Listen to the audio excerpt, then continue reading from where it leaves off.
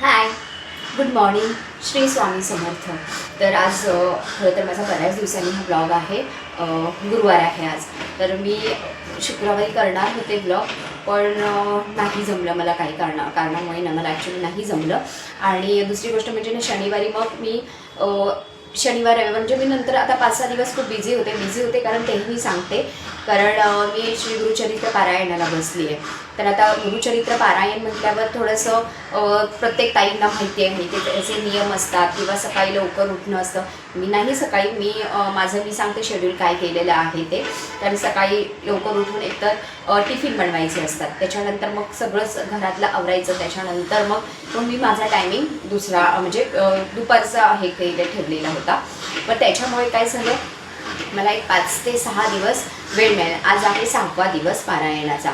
तर आता 9:15 9:30 वाजलेले आहेत. आता थोड्या वेळानं म्हटलं मी 12 ते 12:30 एकतर महाराजांचा भिक्षा टाईम असतो, तर मग त्यावेळेनंतर म्हणजे मी साधारण 12:45च्या दरम्यान सुरुवात करते. 12:45च्या दरम्यान माळ जप करायची वगैरे, नामस्मरण वगैरे झालं की आरती करते. आरती केल्यानंतर मग मी बसते, म्हणजे 1 वाजता मी बसते, 4 वाजेपर्यंत माझं कंप्लीट होतं. 3:45 ते 4 वाजेपर्यंत हमखास होतंच. आणि त्याच्या आधी म्हणजे सकाळी आता देवपूजा माझी झाली की मी एक पहिल्या दिवशी दूध साखरेचा नैवेद्य ठेवलेला आहे. तर मग आता 7 दिवस तोच मी. आणि संध्याकाळी मग एक भाजी, वरण भात, चपाती आणि जे काही तुम्ही गोड पहिल्या दिवशी कराल ते 7 दिवसाचा नियम आहे. सर्व ताईंना माहितीच आहे, बऱ्याचशा ताईंना माहिती असेल. तर मग त्याच्यामुळे मग ते संध्याकाळचं परत मग 6:45पर्यंत 6:45चा मी टायमिंग ठेवलेला आहे. आरती झाली की लगेच नैवेद्य असा. त्याच्यामुळे मग 6:45ला म्हणजे 6:45पर्यंत माझं जेवण झालं पाहिजे. जेवण झालं की लगेच आरती, त्याच्यानंतर मग मी माझं स्वतःचं जेवण करून घेते असं. त्याच्यामुळे काय होतं, मी कांदा लसूण 8 दिवस नाही खाल्लेलं किंवा खाल्लं जात नाही, हे सगळ्यांना माहिती आहे. या ह्याच्यामध्ये स्वामीचरित्र पारायणामध्ये एवढे हे नाही आहेत, नियम अटी नाही आहेत. पण गुरुचरित्र पारायणामध्ये अट आहेत, नियम आहेत आणि ते आपल्याला पाळावेच लागते. तरच म्हणतात ना, तरच बसा. जर तुम्हाला शक्य असेल एवढं सगळं तरच बसायचं.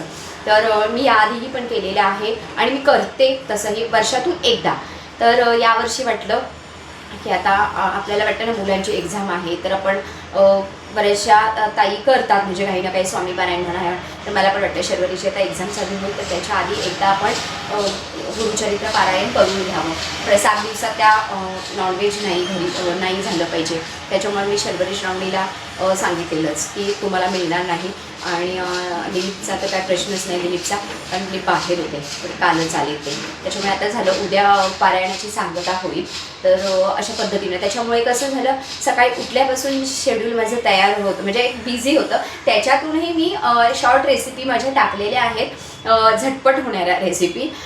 कसं मुलांना पटकन म्हणजे टिफिनला आता पटकन काय द्यायचं, तर मग रात्री मग त्याची तयारी करून मी पटकन सकाळी झटपट रेसिपी म्हणून त्या काही रेसिपी मी हे केलेल्या आहेत. माझ्या शॉर्ट व्हिडिओवर तुम्हाला मिळून जातील. तुम्ही नक्की ट्राय करा, स्वतः आपल्या मुलांच्या टिफिनसाठी वगैरे ट्राय करा, नक्की छान होणार आणि छान लागतात असं श्रावणी शर्वती तर मला बोलतात. तर मी या 7 दिवसात 6 दिवसात ज्या काही रेसिपी केलेल्या आहेत ते मी खाल्लेल्या नाही. कांदा लसूण खायचा नाही आहे त्याच्यामुळे, आणि त्या व्यतिरिक्तही काही खायचं नाही. त्याच्यामुळे मी बाहेरही कुठे गेलेली आहे. 6 दिवस झाले मी बाहेरही पडलेली नाही आहे. कारण बाहेर गेलं की काहीतरी खाणं म्हणजे असं चुकून खाल्लं गेलं तर नाहीच खाल्लं जात, आपल्या लक्षात असतं किंवा तेवढं आपण हे करतो, पण चुकूनही जर काही खाल्लं गेलं तर.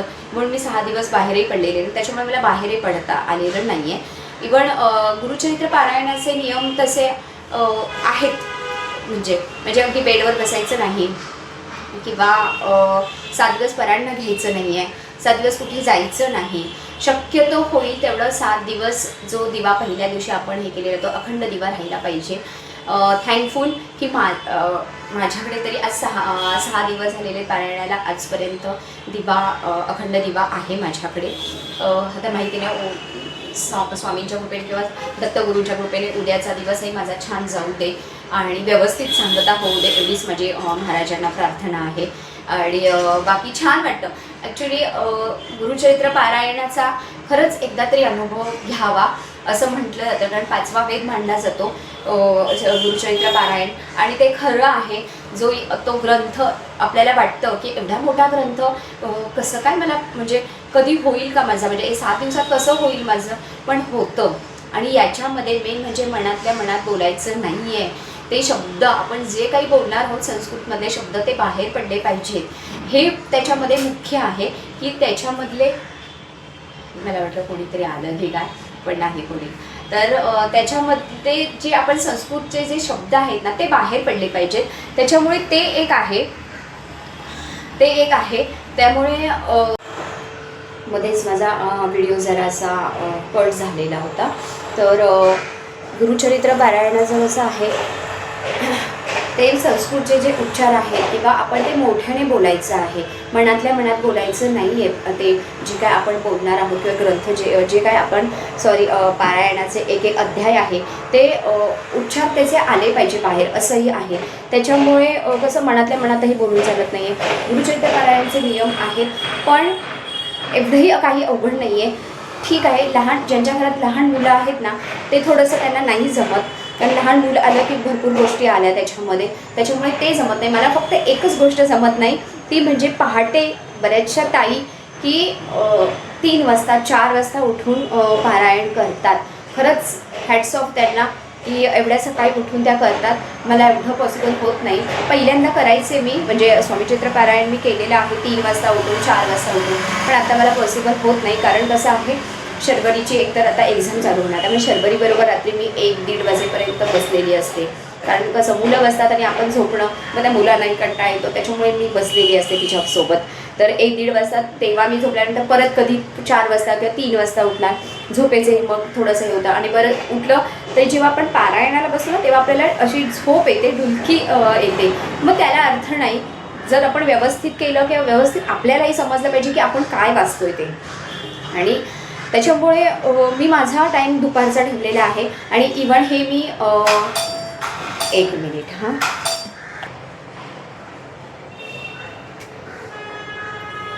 त्याच्यामुळे कसं गुरुचरित्र पारायणाचे नियम आहेत पण अनुभव घ्यावा असं मला खूप वाटतं आणि अनुभव येतो प्रचिती येते प्रचिती ती प्रत्येक ताईंना आता माहिती असेल ज्या करतात त्यांना की आपण प्रचिती येते आपल्याला मनापासून केलं तर म्हणतात ना देवही आपल्या सोबत असतो पाठीशी असतो तसं काहीसं असतं आणि प्रचिती येते माझा जो अनुभव आता नाही मी हे करणार पण मी एका व्हिडिओमध्ये नक्की तुम्हाला सांगेन खरंच प्रचिती येते नक्की बघा एकदा हां त्याचे नियम थोडेसे आहेत पण लहान मुलं असतील त्यांच्या घरात थोडंसं पॉसिबल नाही होत कारण लहान मुलं असतात ते कधीही उठतात वगैरे असतं म्हणजे हे असतं बेडवर बसायचं नाही वगैरे असं कांदा लसूण खायचं नाही मेन म्हणजे त्याच्यामुळे काही लहान मुलं ज्यांच्या घरात आहे त्यांना नाही पॉसिबल होत पण आता मला पॉसिबल होतं माझ्या मुली मोठ्या आहेत त्यामुळे काही वाटत नाही आणि 7 दिवस नॉनव्हेज घरीच करायचं नाही आपल्याला हे आहे त्याच्यामुळे ठीक आहे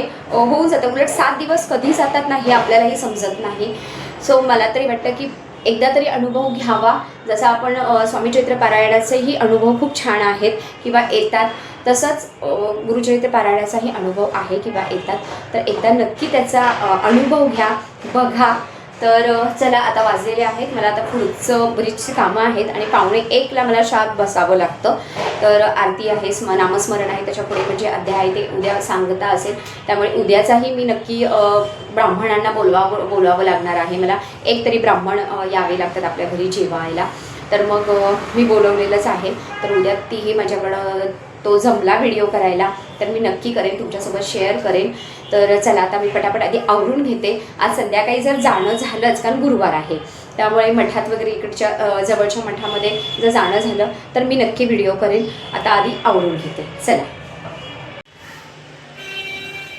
हाय तर चला आता वाजले आहेत 11:45 आणि देवपूजा वगैरे सगळं म्हणजे लादी वगैरे पुसून देवपूजा वगैरे करून झालेली आहे आणि साखर आणि दुधाचं नैवेद्यही मी स्वामीपुढे आणि दत्त महाराजांना नैवेद्य दाखवलेलं आहे आणि आता इथे मी गुरुवार तर माझा उपवास असतोच त्याच्यामुळे म्हटलं खाऊन घ्यावं मग खाली बसले कारण बेडवर बसायचं नाही आहे सोफ्यावर बसायचं नाही आहे त्याच्यामुळे खाली लादीवर बसले आणि आता मी कोरा चहा घेतला आहे आणि वेफर्स शर्वरीला सांगितलेले आणायला तर त्याच्यामुळे वेफर्स आणि आता कोरा चहा घेते आतमध्ये कुकर लावलेला आहे शर्वरीला आणि दिलीपना कारण त्यांना जेवण लागेल ना चपाती भाजी म्हटलं आता करावी कारण मग अशी सकाळी आज पोहे केलेले श्रावणीला त्यामुळे आज श्रावणी लवकर येणार, त्यामुळे मला बोलली मी तोच मला टिफिन द्या आई, तर मग तोच दिला टिफिन. आता ह्या दोघांना चणे रात्री भिजत घातले होते, तर आता ते आणि म्हटलं छोटे फुलके करेन, सुका चणा आणि फुलके ह्या दोघांसाठी बनवून देईन. तर तोपर्यंत पटकन म्हटलं 1:45 झालं पाहिजे, तर कुकर होत आलेला आहे. माझं हे झालं की पटकन आधी फुलके करून घेते, मग सुका चणा हे करेन. तर चला आता पटकन आधी खाऊन घेते. हाय, तर आत्ताच माझं पारायण झालेलं आहे आजच्या दिवसाचं. तर आता वाजलेले आहेत 3:45 आणि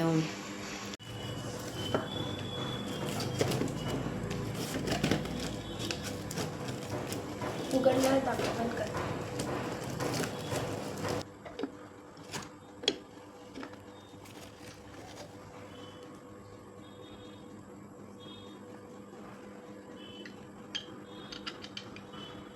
सो फायनली मी आता निघाले. पटकन मी अशी साडी नेसलेली आहे आणि मैत्रीण माझी खाली उभी आहे. तर चला आता इथल्या जवळच्या मठात आज आम्ही जाणार आहोत दोघीसुद्धा. तर चला मी तुम्हालासुद्धा घेऊन जाते इथल्या जवळच्या परेलच्या मठामध्ये. तर मी आणि माझी मैत्रीण दोघी निघालेलो आहोत मठामध्ये. त्या जवळच्याच मठामध्ये आज आम्ही निघालो दोघीसुद्धा, कारण ती थोडंसं संध्याकाळचं तिचं काम असतं, ते आठवून येणार ती आणि माझंही काम होतं, त्याच्यामुळे मी तयार होते. तर आता आम्ही निघालो आहे. तर कोणत्या मठात नेते ते मलाही माहिती नाही, बघूया कोणत्या मठात जातो आहे ते आम्ही. चला.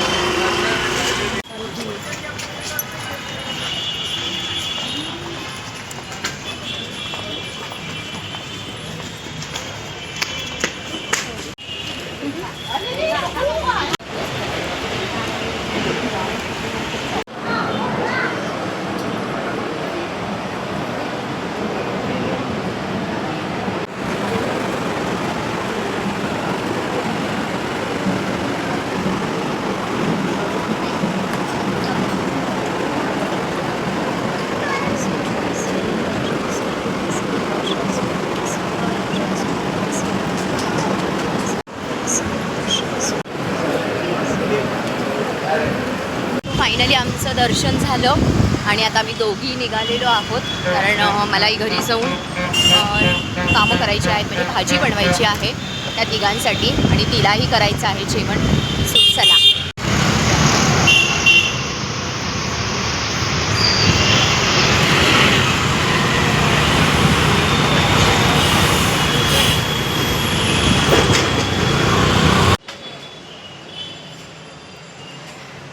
तर स्वामींचं छान दर्शन झालं परेलच्या मठामध्ये. पहिल्यांदाच गेले मी त्या मठामध्ये. खरं तर मी याआधी कधी गेले नव्हते त्या मठामध्ये, तर मला छान वाटलं. खूप सुंदर आहे मठ आणि गर्दी पण आहे, मेन म्हणजे भरपूर लोकांची गर्दी आहे, पण शांततेत छान दर्शन मिळतं व्यवस्थित अगदी, त्यामुळे पटकन दर्शनही झालं. तर परेललाच आहे, परेलचा मठ आहे तो. तर चला आता घरी आलेले, तर आता वाजले आहेत 9. तर चला आजचा ब्लॉग मी आता इथेच एंड करणार आहे, कारण पटापट आता ह्या तिघांसाठी भाजी बनवते आणि गरम गरम चपाती. माझं झालेलं आहे जेवण, कारण मी उपवास सोडूनच बाहेर पडले होते. तर चला उद्या आहे पारायणाची सांगता, गुरुचरित्र पारायणाची. तर उद्याही जमलं तर नक्की मी तुमच्यासोबत शेअर करेन. उद्या घेवड्याची भाजी, कंपल्सरी घेवड्याची भाजी करावीच लागणार आहे, करावी लागते ती. तर उद्या थोडी गडबडच असणार, कारण मी 2 ब्राह्मण बोलवलेले आहेत जेवायला. तर त्याच्यानंतर परत 7 सुवासिनी येतील माझ्याकडे जेवायला, त्याच्यामुळे थोडी उद्या गडबड असणारच आहे. तर जमलं मला किंवा मिळाला वेळ तर मी नक्की व्हिडिओ करणार आहे आणि तुमच्यासोबत शेअरसुद्धा करेन मी. आणि त्यातूनही जर नाही वेळ मिळाला तर मनापासून सॉरी. तर चला बघूया उद्याचं उद्या. तर आता एंड करते मी आजच्या ब्लॉगला.